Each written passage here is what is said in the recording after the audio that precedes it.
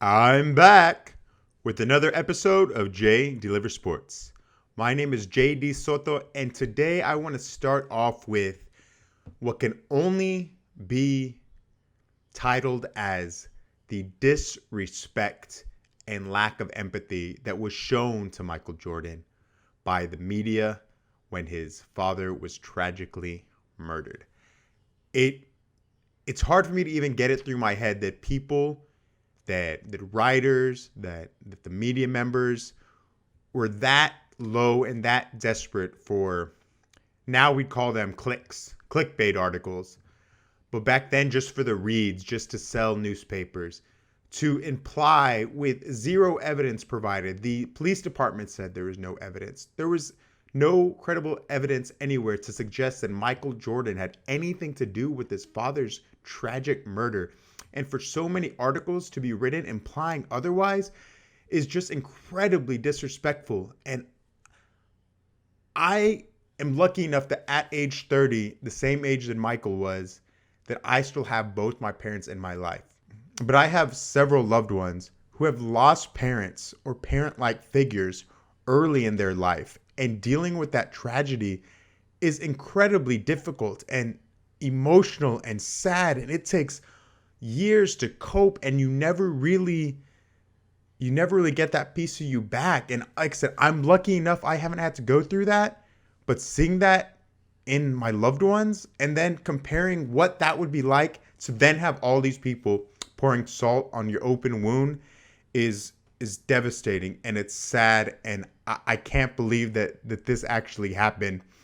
And I'm just so happy that this was back in 1993 and not today in 2020, where false information is even more prevalent and is so much quicker to spread through all the social media. I'm glad I didn't have to see memes about this, posts about this with unsubstantiated evidence claiming that Michael Jordan was somehow responsible for his father's death. And just my hats off to Michael Jordan for being able to handle it as well as he did, because lesser people wouldn't have been able to handle that and still go on being in a spotlight. I know it wasn't basketball anymore at the time, but it had shifted to baseball. And that's just tragic that he had to add that on to an already sad moment in his life. Now, as we all know, after that 1993 season, after Michael's father passed, he went on to play baseball. And maybe some of this could be attributed to losing his father, but by all accounts, it seems that this was already his plan going forward. He'd accomplish everything there was in his mind to do in the basketball career. He three-peated, which is something that Magic or Bird never did, and that was something very important to him. He was already Defensive Player of the Year, multiple-time MVP, multiple-time champion. So he decided to go in a way that maybe him and his brothers always thought was a direction they would go, and to play Major League Baseball. Now, just this is how great of an athlete Michael Jordan was. He starts off in Double-A baseball after not having played in 13 years. Double-A is the upper minors. And he goes in there and has a 13-game hitting streak right off the bat. He ends up batting .202 for a season there, stealing 30 bases as just straight off the basketball courts. This is just incredible. 2 more seasons, and the general consensus is that he would have been a Major League Baseball player. After being the greatest basketball player ever, he was going to make the major leagues. This would have put him in the conversation of greatest two-way athlete of all time. Bo Jackson, Deion Sanders, Michael Jordan. And it seems to me the only reason this didn't happen was because of the baseball strike. I cannot see a scenario, not knowing Michael Jordan personally, where if the strike doesn't happen, Michael Jordan goes back to playing basketball. When he was asked to cross the picket line and be a replacement player, something that was just dumb to ask him. He had been a professional athlete in another sport. He knew the importance of staying true to his fellow athletes. He knew the importance of unions. And you're going to ask him to then cross the picket lines to make the major leagues? On top of that, Michael Jordan is a incredibly competitive person. He worked his butt off to try to become the best baseball player that he could be. And then he would have always known for the rest of his life that the only reason he even made the major leagues was because he crossed the picket line and it was a replacement player during a strike season. Come on, he was never going to do that. Who allowed them to approach Michael Jordan to ask him to do this? This was not the smartest move ever. Somebody should have stopped this. But anyways, the strike happens and now he starts to get bored.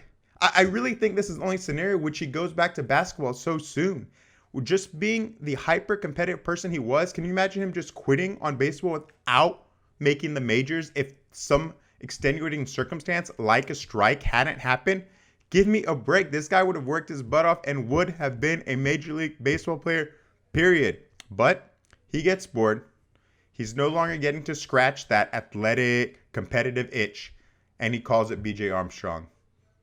Ends up at a Bulls practice. And as we know, the rest is history.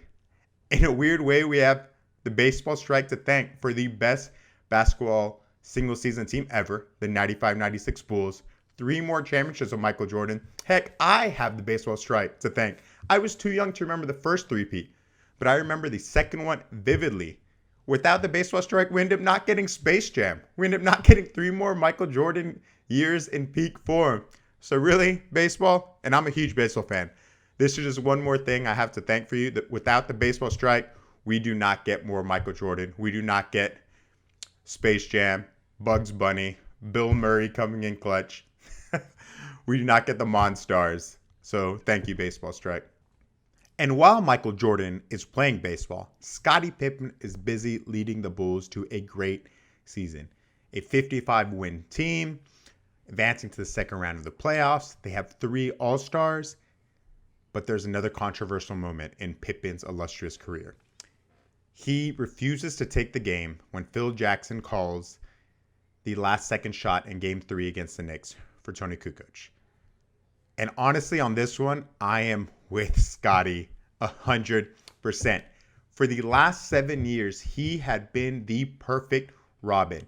He had let MJ take the lead. He had let MJ be the alpha. He played his role perfectly.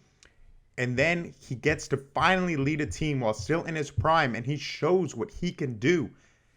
This is the first real clutch moment without Michael Jordan. The first shot that really means something. Tie game, 1.8 seconds left. Game 3 of the playoffs, and they are trying to get the series to 2-1. He deserves this. He earned this moment. That shot should have been called for him. Later down the road, you can call shots for other players. You can call shots for Kukoc if you'd like later in the series, the next year, whenever. But this first one, this first real big major moment, Pippen had earned his keep. MJ had taken so many big shots. Sure, sometimes he passed it out. Kerr hit one, Paxson hit one. But everyone already knew who MJ was. Everyone already knew he was the man. This first shot deserved to go to Pippen. And I cannot believe that Phil, being such a people person that he was, didn't realize that, didn't see that Pippen needed this. Needed this as the alpha of the team, needed after being the perfect Robin for 6 years. This shot was his. And I'm glad that Tony made the shot. Great. That series ended up being an excellent 7-game series. But Phil, you messed up on this one. Pippen earned that right to take that first key, big, pivotal shot. And he probably should have stayed in the game. He shouldn't have necessarily checked himself out of the game, but I completely get where he was coming from. And honestly, I'm glad that even to this day in his interview, he stood by that and said he would have done it the same. Because Pippen, I'm with you. You deserve that respect to have the first big key moment after Jordan to belong to you. You can't have a docuseries centered around Michael Jordan without touching on his uber competitiveness in practices, how much he pushed his teammates, and we got it all in these last 2 episodes. We got how he treated Scott Burrell. We got the Steve Kerr fight. We got everything. And I'm glad that we saw that. But one of the touches that I really enjoyed as well was the excellent mixture of that competitive, that quote-unquote asshole jerk that he was to his teammates, but also balanced with that human side. We got a piece of it in the Kerr fight, afterwards how remorseful he was, how he said that he felt like so small for punching the smallest guy on the court. He apologizes to him, and their relationship changed. He respected Kerr so much more for standing up for himself, and Jordan admitted that he shouldn't have punched him. We got it after a game when Scott Burrell brings his former UConn teammates, and that banner back and forth that Jordan's having with him just seems like a normal person. And I love that human side of it with Jordan. And even when Jordan's talking about why he was so competitive, why he pushed his teammates so much, it was always from a good place, a place of love, a place of wanting to win. And we saw that at the end of episode 7 when he tears up just thinking about maybe not being perceived as a nice guy because of it. When he tears up because that's just how much he wanted to win. That driving force behind him just envelops so much of who he was as a person and as an athlete and as a competitor, that defending that brought out that emotion and that human side. And we all know that Jordan was uber competitive. We all know he pushed his teammates, but I'm just so glad that they balanced that human side of Jordan. Thank you for watching another episode of Jay Delivers Sports. Once again, I am JD Soto. Please follow me on Instagram and Twitter. Leave a comment down below. Don't forget to like and subscribe. I'll catch you later, folks.